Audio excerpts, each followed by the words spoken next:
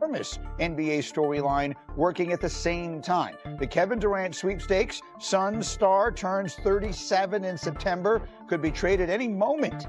Yesterday on McAfee, our Shams Charania laying out the scenarios that are currently in play. The Suns know if they're going to trade Kevin Durant, they clearly have a price threshold they want met. And I had one team tell me today, it's kind of a game of chicken at this point.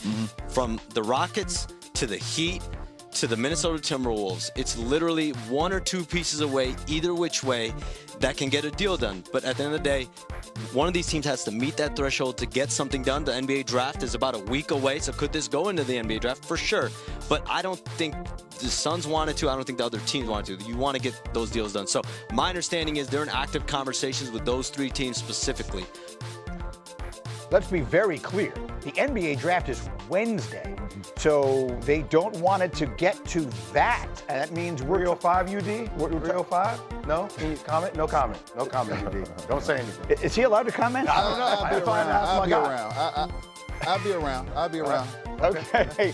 Well, let me start with you, Jay, because of all your connections and all that kind of stuff with Kevin over the many years. Like, what is your sense of where Shams is giving us is certainly making it feel as though, no, he's accurately reporting that this thing is imminent. Yes. What are we hearing? Well, first off, I think that the largest thought on the topic is that the value that the league signals for KD is not the value that KD and his team have for himself currently, right? And I think the market has kind of been a little bit dropped down, but okay, like, hey, this is the reality of what the KD trade value really is. So now you have the three teams that want to play in that realm. I still say I think Minnesota is the right fit for him because of how he can play alongside with Anthony Edwards. The reason why it's imminent, Greeny, you have to get this done now. This is the maximum value you're going to get for KD, and you cannot risk, for as much as KD likes to hoop in the offseason and work out, you cannot risk an injury. Because if there's an injury at the age of 37, his value then goes down. You have to trade him now. You have to. I see you nodding along, Udonis. To whatever degree you are allowed to comment, what are your thoughts on this? I definitely think, I agree with Jay Will. I think it's something that you want to get done early. You want to definitely get them in the locker room. You want to get them around your guys. And I look at all those different teams, and I look at what Houston was able to do last year, having a fourth-ranked defense. I look at, how far Minnesota was able to go the last couple of years, and also look at the locker room of the Miami Heat. And I'm honest, all of those situations could work. I think it's really going to come down to what Kevin Durant wants to do, and also what is the extension going to look like. You don't want to get him for just 1 year. You don't want to just gamble for 1 year. You want to put in a situation where you have a good 2-3 year window to win the championship. So all those young teams and all those teams have culture. All those teams have good coaching. So there's a situation where a guy like Kevin Durant could just come in and be Kevin Durant and hoop, and doesn't have to have the pressure of being the leader and all those different things. He just beats Kevin Durant. He beats 50 from the field, 40 from three, and 90 from the free throw line, and just be himself. Yeah, see, I'm stuttering a little bit because I don't want to talk too much about the Heat. I gotta be careful. I gotta tiptoe. I hear you. No, listen, Keith, we did the essay the other day.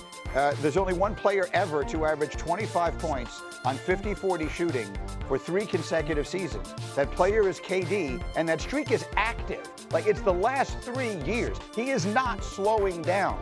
Reports of his demise have been greatly exaggerated. So with that thought in mind, Keith, what should happen here? What are you watching for on KD in the next day or two? I'm just watching for where he go. If you ask me, well, first let me shout out my OG. Let me say what's up to my OG because I didn't get a chance to start off this segment. OG, what's the deal, man? How you doing? I'm good to see you on this side, man. It's all right over here. Yeah, it's all right. So secondly, I'm going with the Heat, man. I think, my personal opinion, right? Playing for Spoelstra, and this is not a knock on the other coaches that I've played for, but the little bit of games that I played there, it was the best brand of basketball that I could play, that I have played in my career, right? And I think KD goes over there, and he's going to be the scorer they need to get over the hump, right? Miami never really has the big name guys, other than obviously, 2011 and those years. They still make it work, right? And KD's going to go over there and fit into a culture that has a bunch of young guys playing hard. You go over there and make the trio of you, of him, Bam, and Tyler. And I think, being in the East is wide open. They can get something done over there. The shamelessness of Udonis is not lost on any of us. Talent. Is it tampering if you just do a thumbs up? I don't think so. Look, if you look at the three situations, it's really what does Kevin Durant want? Because the best situation to win and win big is Minnesota, especially pairing him up with Anthony Edwards. If you put him in Houston, he might be asked to be a leader. Is that really what you want to do? It's a very young team, although Ime Udoka and he have a great relationship, and they just took care of Udoka for long term. Miami is a very interesting one because, number one, you get back east. Is there an easier road to success in the Eastern Conference? And we all know what these guys both talked about, heat culture and the difference it can make for a player at his age. All right, so we'll see what winds up happening. Again, Shams making it feel as though this thing is imminent. In the meantime, I want to show you my favorite Kevin Durant trade out there. We thought we had some traction this past weekend here. Durant still has not been traded. The NBA draft starts on Wednesday. It starts with Kevin Durant. Number two, finding help for Giannis in Milwaukee in light of that Damian Lillard injury. What can Milwaukee do to go out and find players to complement Giannis Antetokounmpo? And certainly three, the Lakers have been in the news this week with the ownership change. Can they go out and find a center for Luka Doncic here? So those are three of the many storylines we're going to see this offseason. Superstar-laden storylines. You got Luka, you got Giannis, you got KD. Who could forget TJ out there in Indiana? Bobby Marks joining the program this morning. You explain it. I think none of those guys have ever been there before. If you look at that roster and you talk about what Alex Caruso was able to do, he did get a ring, but that was in the bubble. It's a different situation when you step into a road game on the road.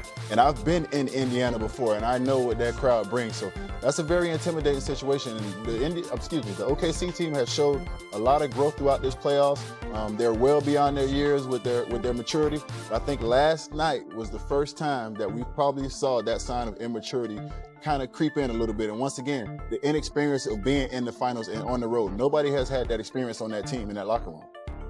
I'm going to tell you guys something. I was extremely disappointed in watching OKC last night.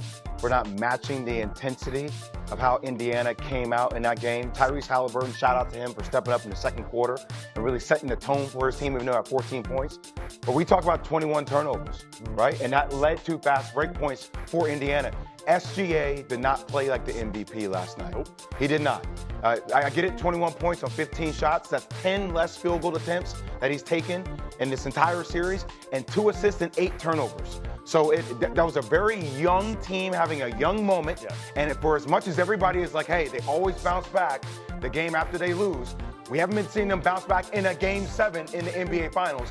I'm worried about OKC. The door is open for Indy. You should be. And can we now put the brakes on the Jordan Pippen comparisons and all that stuff, right? Like, this is a really young team, and they showed it in that game on the road in that type of environment.